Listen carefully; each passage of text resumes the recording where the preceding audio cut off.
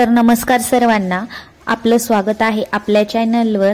सर्वांनाच माहित आहे, पण नवीन फॅमिली मेंबर जे आहेत, जे आपला व्हिडिओ पहिल्यांदा पाहत आहे त्यांच्यासाठी, ज्याचं नाव आहे मराठी ब्लॉगर मयुरी। तर आजच्या ब्लॉगची सुरुवात मी पहाटेपासून सुरू केलेली आहे। आता मुलांच्या शाळा खूप बरेच दिवसापासून सुरू झालेल्या आहेत, तर सर्व ताईंचं डेली रुटीन हे सेम असतं, सारखंच असतं। तरी सुद्धा म्हटलं चला असो, सकाळचे रुटीन माझे चालू झालेले आहे। सकाळी सकाळी मुलांना टिफिनला काय करावे, हा सगळ्यात ताईंना पडलेला हा खूप मोठा प्रश्न असतो। पण डब्याला तर हेल्दी फूड देणं आवश्यक असतं। एखाद्या दिवशी वेगळी काही भाजी करून किंवा वेगळं काही देऊ शकतो आपण, पण रोज तर आपल्याला हेल्दी देणं गरजेचं असतं।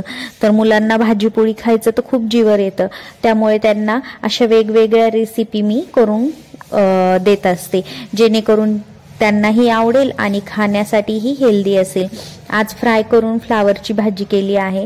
एकदा अशीच केली होती, त्यांना खूप आवडली, तेव्हापासून ते फ्लावरची भाजी खूप आवडीने खाऊ लागले।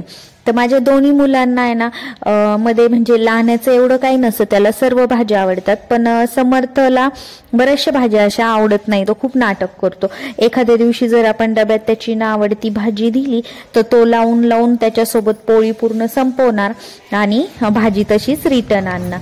मग त्याच्यासाठी काय करायचं, मग कधी कधी त्यांना त्याचे भाजींचे पराठे करून द्यायचे, कधी व्हेजिटेबल रोल करून देते, कधी दुधी भोपळा घालून धपाटे, मेथीचे धपाटे, पालकचे धपाटे, असे वेगवेगळे प्रकार करून त्यांना देत असते।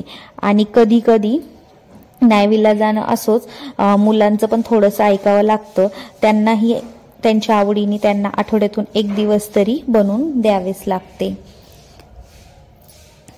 तर चला, आता मुलांचे टिफिन वगैरे रेडी झालेले आहेत आणि सकाळी सकाळी त्यांना नाश्ता वगैरे तर काही करत नाही, त्यामुळे एवढ्या लवकर काय खाणार ते, तर त्याच्यासाठी त्यांना एक ग्लास दूध व बोर्नव्हिटा, जेणेकरून ते 10 वाजेपर्यंत व्यवस्थित राहतात, कारण सकाळी 6:15लाच गाडी येते। मग त्यांचे टिफिन वगैरे भरून त्यांना पूर्ण रेडी करून, माझा पूर्ण इथे टिफिन वगैरे होतं, त्यांचे पप्पा त्यांचं पूर्ण रेडी करून त्यांना तयार ठेवतात, त्यामुळे मला काही एवढं काळजी करावं लागत नाही किंवा लक्ष द्यावं लागत नाही। तर माझं किचनमध्ये काम चालू असतं आणि त्यांचं मुलांकडे लक्ष द्यायचं काम चालू असतं व त्यांना तयार करायचं काम चालू असतं।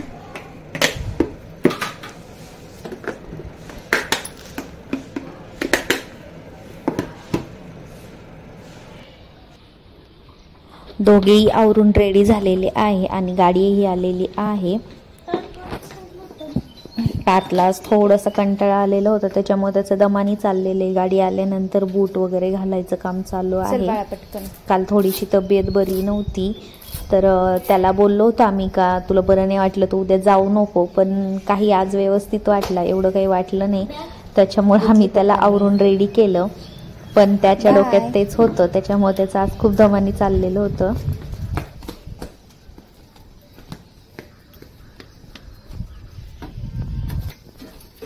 बाय।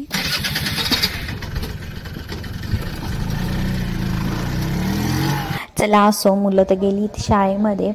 खरं तर सकाळी उठल्यानंतरच लगेच तुळशीला पाणी वगैरे घालून सर्व सूर्यनारायणाची पूजा, देवपूजा वगैरे सर्व सकाळीच व्हायला पाहिजे, पण सकाळी एवढा टाईम नसतो, कारण की सकाळी आंघोळ वगैरे करूस तर बराच टाईम होतो आवरूस तर, आणि त्यानंतर मुलांचे टिफिन वगैरे बनवायचं असतं, त्यांना रेडी करायचं असतं 6:15पर्यंत, त्यामुळे खूप टाईम जातो। आणि सकाळी सकाळी मुलांच्या ह्याच्यात कधी मूड चांगला असतो कधी नसतो, त्यामुळे सकाळी मुलांच्या ह्याच्यातच टाईम जातो।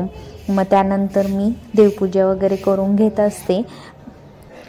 सर्व मंगल मांगल्ये शिवे सर्वार्थ साधिके, शरण्ये त्र्यंबके गौरी नारायणी नमोस्तुते। तर सर्वांना आजचा दिवस खूप सुखाचा, समृद्धीचा, आरोग्याचा जावो, हीच बाप्पाच्या चरणी प्रार्थना करते। तर पूजा वगैरे झाल्यानंतर मी बाकीच्या कामाला सुरुवात करते, कारण सरांनाही जेवण करायचं असतं, बाकीच्यांना नाश्ता करायचा असतो, तर सर्वांना जेवण व नाश्ता करून द्यायचं काम त्यानंतर करत असते। व आता ते सर्व झालेलं आहे, सकाळचे 8:30 वाजलेले आहेत, सरही ऑफिसला गेलेले आहे व त्यानंतर मी जराशी निवांत होत असते। तर मग चला, कामं तर काय रोजच होतच राहतील. कामं हे दिवसभर आपली काय आवरतच नसतात, दिवसभर काही ना काही चालू असतं. पण नवीन काही शिकायलाही पाहिजे आणि माहितीही करून घ्यायला पाहिजे. तर तसंच मला काल आजीनी सांगितलं, तर कढीपत्ता हा खूप गुणकारी आहे म्हटली.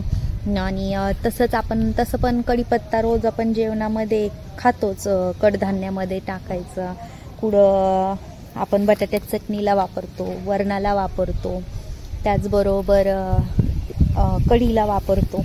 असं तर खाण्यात येतोच. पण कढीपत्ता हा रिकाम्या पोटी 5-6 पानं आपण जर चावून खाल्ली तर त्याचे खूप सारे फायदे आहेत. आणि जुन्या लोकांना बरंचसं काही माहिती असतं. त्याचबरोबर तिने मला कढीपत्त्याचं, आणखी मुलं खात नाही म्हणून चटणी कशी बनवायची, काय करायचं तेही सांगितलं. तर म्हटलं आज ट्राय करून बघावं. त्याच्यासाठी कढीपत्ता घेण्यासाठीच मी किचन गार्डनमध्ये आलेले आहे. तर छोटंसं रोप लावलं होतं, आता ते गुलाबाच्या ह्याच्यामध्ये गुंतलंय. खूप तर खूप छान आलेला आहे कढीपत्ता.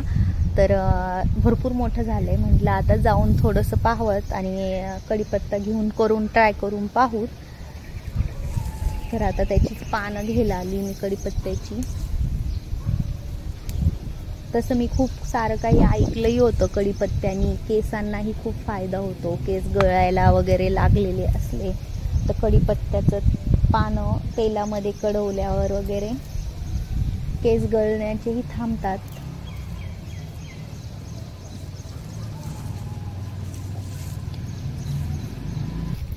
तर आता कढीपत्ता तोडलेला मी खूप जास्त तोडला नाहीये, म्हटलं पहिले थोडीशीच करून पाहावं. खूप छान आहे. आणि कसं असतं ताईंनो, आपल्या रोजच्या खाण्यामध्ये किंवा आपण जी झाडं लावलेली आहे त्या झाडांमध्ये आपण काही गुणकारी झाडंही लावलेली असतात, पण आपल्याला त्याबद्दल काही माहिती नसते. आणि आत्ता सध्या तर कसं आहे, थोडंफार शेतकरी लोकांना तरी त्याबद्दल माहिती असते, पण आपल्यासारख्यांना गृहिणींना त्याबद्दल काहीच माहिती नसते. तसं जुन्या लोकांना आहे ना, एका झाडाबद्दल सर्व काही माहिती असायचं. कोणत्या झाडाचा काय गुणधर्म आहे, कोणतं झाड कशासाठी उपयोगी पडेल, काय उपयोग होईल त्याचा, हे सर्व गोष्टी त्यांना माहिती असायच्या. त्यावेळेसचं खाणं वगैरे सर्व काही व्यवस्थित होतं. त्याच्यामुळं काही असे आत्ता सध्याचे जे आजार वगैरे चालू आहे ते तेव्हाच्या काळात काही जास्त नव्हते. तर तसंच आज म्हणजे तुम्हाला मी जसं बोलले की काल मला आजी बोलली आणि मग त्यामुळे मला तिने सांगितलं. मग मी ते आज म्हटलं करून पाहावं. तर मला ही माहीत नव्हतं का कढीपत्ता पण हा एवढा गुणकारी आहे की त्यामध्ये एवढं काही गोष्टी असतात की त्याच्यावर तो विलाज करतो. तर आजी मला म्हटली कढीपत्त्यामध्ये इतकं आयरन, प्रोटीन, कॅल्शियम, विटॅमिन असे काही पोषक तत्व असतात. त्यामुळे रिकाम्या पोटी पण आहे ना, आपण ते 4-5 पानं खाल्ले की आपली इम्युनिटी पॉवर वाढते. आणि आता काही जणांना कढीपत्ता हा आवडत नसतो, त्यामुळं त्या कढीपत्त्याचं काय करायचं, तर कढीपत्त्यासोबत 4 तुळशीची पानं घ्यायची, ती मधामध्ये 1 चमच मध घ्यायचं त्याच्यासोबत, आणि 4 तुळशीची पानं, 1-2 कढीपत्त्याची पानं असं सर्व घेऊन आपण ते खाऊ शकतो. आणि ते खाल्ल्यानंतर जर आपण सकाळी सकाळी थोडंसं कोमट पाणी पिलं ना, तर वजन कमी होण्यामध्ये, पोटाची चरबी कमी होण्यासही त्याची मदत होते.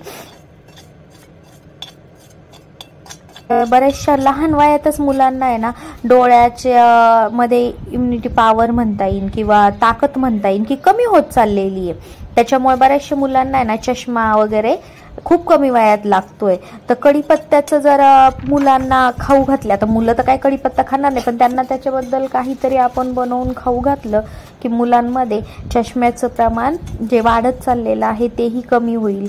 मुलांनाही ह्याचा खूप फायदा होईल. डोळ्यांना चमक, प्रकाश मिळण्यास त्यांना मदत होईल म्हणजे जास्त प्रमाणात. तर आपण त्यांना कसा न कसल्या पद्धतीमध्ये थोडा तरी कढीपत्ता खाऊ घातलाच पाहिजे. आता कच्चा तर काही मुलं खाणार नाही, तर त्यांना काय करावं म्हणून मग मी असंच आजीला विचारलं. आता आपण तर कच्चं खाऊ शकतो, पण छोट्या मुलांना काय करायचं, तर ती मला बोलली. मग तिने मला ही कढीपत्त्याची रेसिपी सांगितली. तर मग ती कढीपत्त्याची चटणी करून आपण मुलांना अशा पद्धतीने खाऊ घालू शकतो. किंवा भाजीत वगैरे आपण जे टाकतो ते पण वाटून घालून पण त्याच्यामध्ये टाकू शकतो, की जेणेकरून काही ना काही कशातनं ना मुलांच्या थोडं तरी पोटामध्ये जाईल. आणि त्याचबरोबर आहे ना, केस गळायचा ज्यांना प्रॉब्लेम असतो, आता भरपूर प्रमाणात महिलांचे केस, आता कारण की प्रोटीन्स वगैरे, कॅल्शियम, बरेचसे प्रकार, हे सर्व खाणं हायब्रिड झालेलं आहे, सगळ्यांवर फवारे वगैरे पडतात, त्याच्यामुळं महिलांचे खूप प्रमाणात केस गळतात.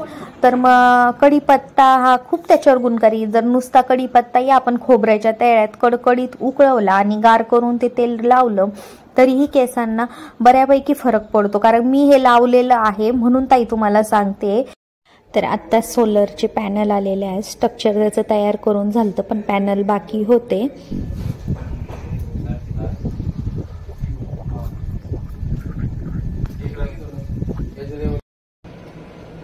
तर खरंच ताईंनो खूप सुंदर अशी चटणी झाली आहे, मस्त आहे. तर तुम्हाला कशी वाटली पहा. आणि आजचा व्हिडिओ पूर्ण पाहिल्याबद्दल सर्वांचे धन्यवाद. बाय.